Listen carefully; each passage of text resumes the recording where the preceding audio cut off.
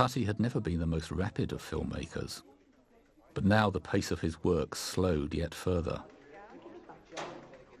He may have aspired to making his comedy more democratic, but his approach to directing was one of benevolent despotism.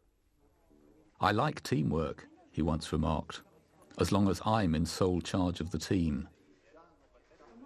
Days, sometimes even weeks passed when nothing was shot because the light wasn't right or the clouds were moving in the wrong direction. During the course of the long strung-out production, at least 2 English-language journalists were employed as extras on Playtime. Richard Boston heard that Tati was looking for a tall Englishman and duly presented himself at Tativille. "I was still taking in my surroundings," he later wrote, "and wondering who I should apply to, when Tati walked up to me, shook my hand, and started chatting as though he not only knew all about me, but had also known me for a long time.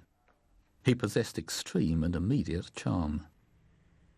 Having established that Boston, a huge fan of Monsieur Hulot's Holiday, could do an excellent Hulot walk, Boston was duly cast as one of the several Hulot lookalikes who would confuse matters in the film. An Italian Hulot, an American Hulot, an African Hulot. Boston was to be the faux Hulot anglais. Boston also acted as Hulot's stand-in, which led to him experiencing Tati's fanatical obsession with detail at first hand. "I remember one day," he relates, "which was spent almost entirely waiting for the sun to come out. Finally, when there was only about half an hour to go, the clouds parted and we were ready for action. Just as we were about to start, Tati strolled casually over to me and said the socks I was wearing were the wrong colour. He took me off to the wardrobe department, where he failed to find anything that met with his approval. What he wanted were socks the same colour as the ones he was wearing. In the end, we simply exchanged socks.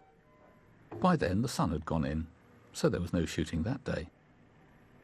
Not only, according to Boston, was Tati prodigally wasteful with time and footage, shooting vast amounts of material that never got used, but he also seemed incapable of delegating anything.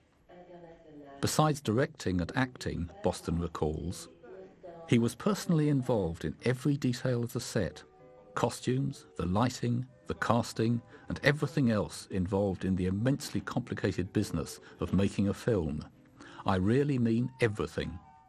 I once phoned up to ask whether I was needed the following day. The phone was answered by Tati himself.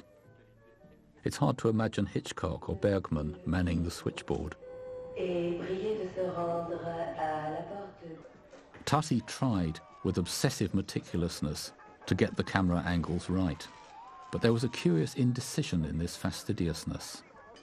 Moderate familiarity with location work made it plain to me that these delays had little to do with technical hold-ups. 2 years of minute preparation had already been spent on the film, to no robust result. The whole enterprise seemed stricken with sterility. The few professional extras had nothing to do but move dispiritedly to instructions which rarely came. The atmosphere on the set was aimless and dejected. Occasionally, Tati would get us out of the coaches and line us up for a take. He would approach, dressed in his Hulot gear, and attempt an air of jollity, like a school teacher attempting to persuade children they were going to have lots of fun. But, like a school teacher, not being very convincing. Tati, says Lennon, affected a nonchalant style in conversation, but there was something distinctly reluctant about his sociable manner. This glumness was more barren than melancholy. It was a disgruntlement that did not invite sympathy. You find this in people whose creative power or status has become drained. I got the impression that he was overwhelmed by widescreen expectations that he was afraid he could not fulfill.